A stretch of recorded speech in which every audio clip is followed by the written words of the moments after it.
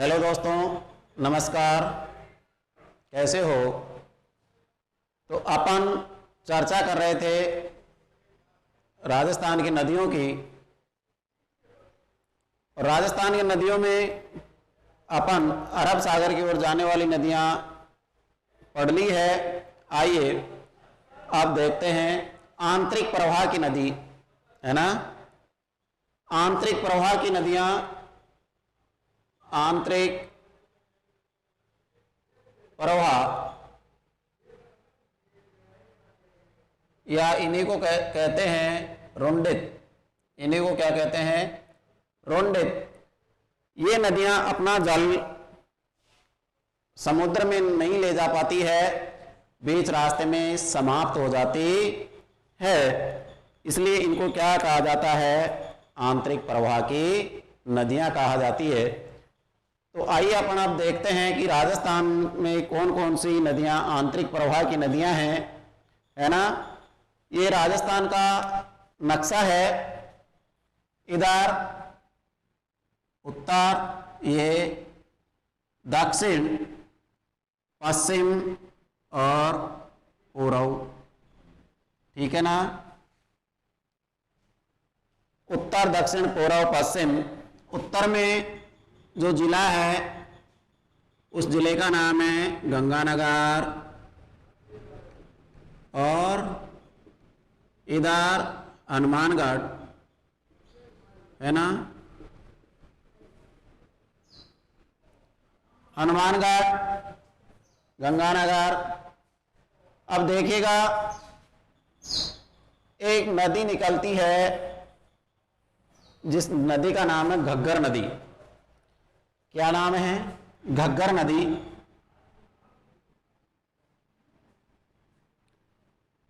घग्गर नदी जो निकलती है वो कहां से निकलती है? शिवालिक हिमालय से। कहां से निकलती है? शिवालिक हिमालय, कालका मंदिर के पास से। कालका माता के मंदिर के पास से और ये नदी निकलती है। कौन सी नदी निकलती है? घग्गर नदी। और ये यहां से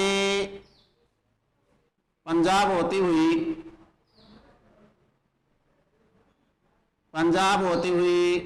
हनुमानगढ़ जिले में प्रवेश करती है। हनुमानगढ़ जिले में प्रवेश करती है टिब्बी तहसील में। कहां पर? टिब्बी। हनुमानगढ़ जिले की तहसील है टिब्बी। यहां पर टिब्बी तहसील में तलवाड़ा। कहां पर? तलवाड़ा। और ये तलवाड़ा एक झील है जो राजस्थान की सबसे नीची झील है। सबसे नीची झील है तलवाड़ा। तो सबसे ऊंची झील कौन सी है?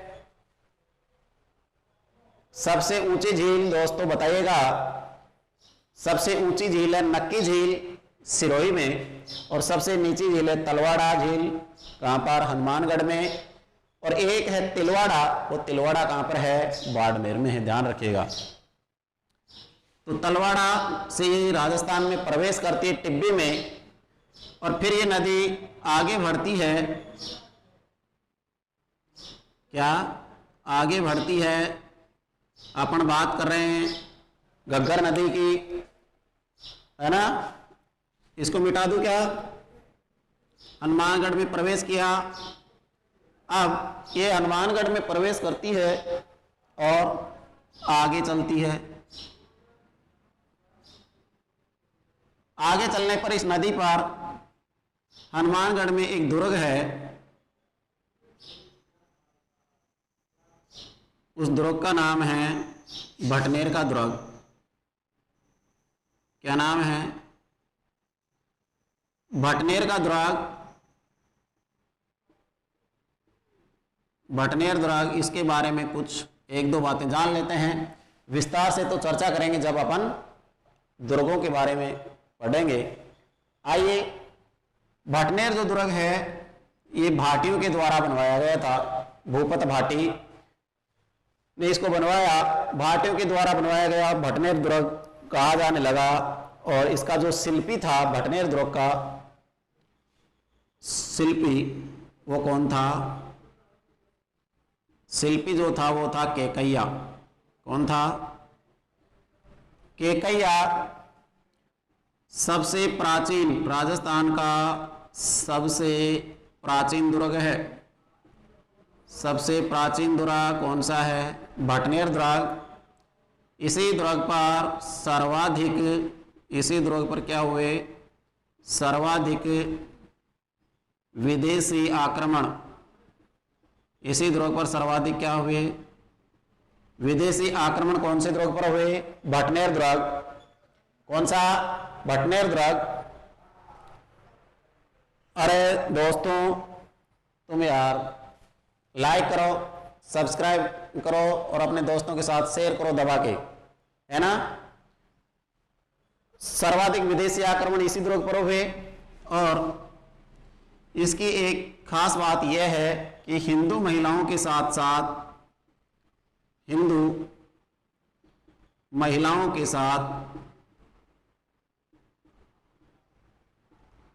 हिंदू महिलाओं के साथ मुस्लिम महिलाओं ने भी जौहर किया।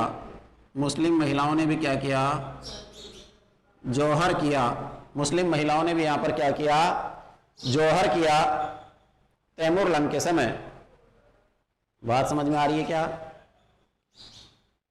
1805 में बीकानेर के शासक सूरत सिंह ने इस पर अधिकार कर लिया और अधिकार करके इसका नाम क्या कर दिया? हनुमानगढ़। हनुमानगढ़ किसने? सूरत सिंह ने। अब नदी आगे चलती है थोड़ी, है ना, और इसी नदी पर दो सभ्यता है। एक का नाम है कालीबंगा, है ना, और एक का नाम है पीलीबंगा। काले पीली बादला, काला पीला बादला। कालीबंगा, कालीबंगा का अर्थ क्या होता है? काले रंग की चूड़ियां। अर्थ देखो, काले रंग की चूड़ियां।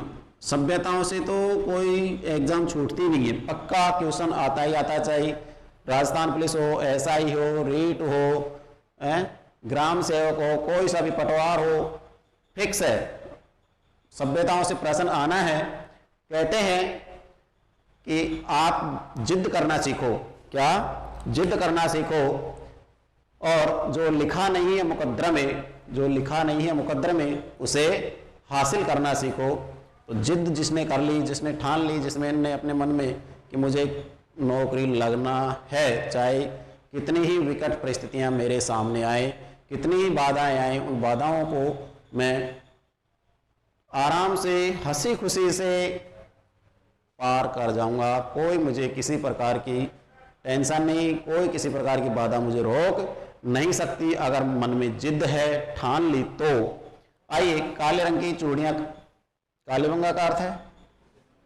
इस सभ्यता से हल से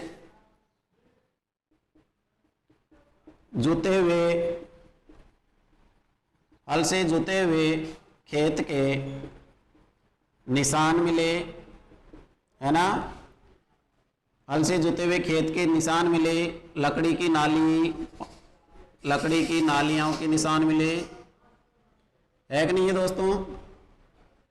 और यहां से कच्ची ईंट, पक्की और कच्ची दोनों से कच्ची ईंटों के मकानों के निशान मिले, इसलिए इसे दीनहीन बस्ती भी कहा जाता है। कौन सी को? कालीबंगा सभ्यता को, है ना। मकानों के दरवाजे सड़क की ओर न खुल करके, सड़क की ओर न खुल करके पीछे की ओर खुलते थे, पीछे की ओर खुलते थे, है ना, पीछे की ओर खुलते थे। और यहाँ की जो सड़कें थी वो एक दूसरे को समकोण पर काटती थी। कहाँ पर काटती थी? समकोण पर काटती थी। और यहाँ से क्या मिला? एक खोपड़ी जिसके अंदर 1 2 3 4 5 और 6 निशान छेद मिले। कितने छेद मिले? 6 छेद मिले। इसका मतलब इसका क्या किया गया? खोपड़ी का क्या किया गया? ऑपरेशन किया गया। और ऑपरेशन को बोलते हैं शल्य चिकित्सा। के निशान भी यहां से मिले, शल्य चिकित्सा के निशान भी यहां से मिले। कहां से? यहीं से मिले हैं। यहां से जो गेहूं और कपास के निशान या दाने भी यहां से मिले हैं। ये जो सभ्यता है यहां से ये दुर्गनुमा है ना, ये नगरीय सभ्यता। कौन सी सभ्यता है? नगरीय सभ्यता। और ये नदी अब इधर आ जाता है एक जिला गंगानगर। कौन सा? गंगानगर। और ये गंगानगर से और ये नदी आ जाती है, गंगानगर में प्रवेश कर जाती है। और गंगानगर के बाद ये नदी इधर एक देश है, देश का नाम क्या है? नाम नहीं लूंगा मैं। इस देश में ये नदी प्रवेश करती है अगर भारी ज्यादा बरसात होती है तब, वैसे तो नहीं करती। वैसे तो गंगानगर में ही नहीं आती। तो राजस्थान के ऐसे कितने जिले हैं जिनमें कोई नदी नहीं है? 2, बीकानेर और चूरू। गंगानगर में भी नहीं है। लेकिन जब बरसात ज्यादा हो जाती है ना तो इसका पानी उड़ा जा गंगानगर में, और गंगानगर से बहता हुआ आगे बढ़ती हुई नदी इसमें पाकिस्तान में, और ये पाकिस्तान में ना, ये पाकिस्तान है ना, पाकिस्तान, इसमें यहां तक, कहां तक चला जाता है इसका पानी? फोर्ट अब्बास। कहां पर? फोर्ट अब्बास। फोर्ट अब्बास तक ये नदी अपना पानी ले जाती है। और इस पाकिस्तान के अंदर यहाँ के लोग खाते हैं बकरा और कहते हैं इसे हकरा। तो पाकिस्तान में इसका नाम क्या है? हकरा के नाम से इसे जाना जाता है। किस नाम से जाना जाता है? इस नदी के उपनाम देखो, नट नदी है ना, सोत्रा नदी,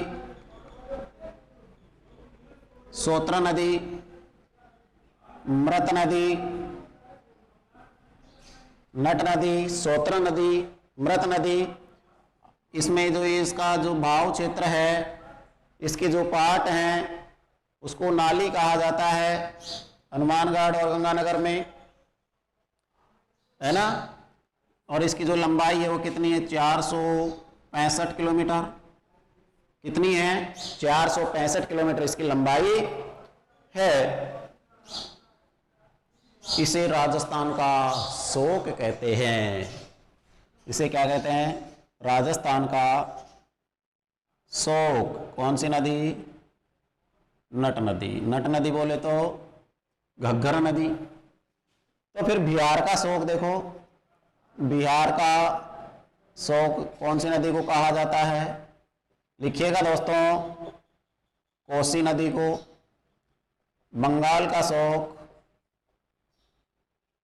बंगाल का शोक किस नदी को? दामोदर।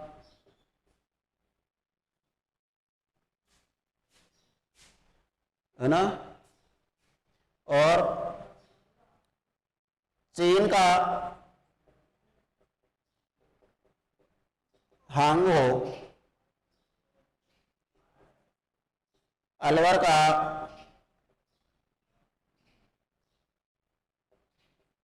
का शोक साबी नदी इसे कहा जाता है। हनुमानगढ़ का जो क्षेत्र है वहां पर इसका जो भाव क्षेत्र है उसको क्या कहा जाता है? नाली या पाट, नाली या फिर पाट इसे कहा जाता है। ये जो सभ्यताएं हैं इन सभ्यताओं में कालीबंगा जो सभ्यता है, कालीबंगा सभ्यता का अर्थ है काले रंग की चूड़ियां। एक है पेलीबंगा, दोनों की दोनों सभ्यताएं कहां पर है? हनुमानगढ़ में। भटनेर जो दुर्ग है, भटनेर दुर्ग भी कहां पर है? हनुमानगढ़ में। और ये सबसे प्राचीन दुर्ग है ना, राजस्थान का सबसे प्राचीन दुर्ग है। तो आपको ये घग्गर नदी आसानी से समझ में आ गई होगी जहां तक मैं समझता हूं। आज के लिए बस इतना ही। अब अगली नदी अगली क्लास में पढ़ेंगे, तब तक दीजिए इजाज़त। लेकिन आप वीडियो को अपने दोस्तों के साथ दबा के शेयर करो और कमेंट बॉक्स में कमेंट अवश्य करें, ठीक है ना। अब इसी जोश और जुनून के साथ फिर मिलेंगे अगली क्लास में, तब तक दीजिए इजाज़त। नमस्कार, जय हिंद, जय भारत।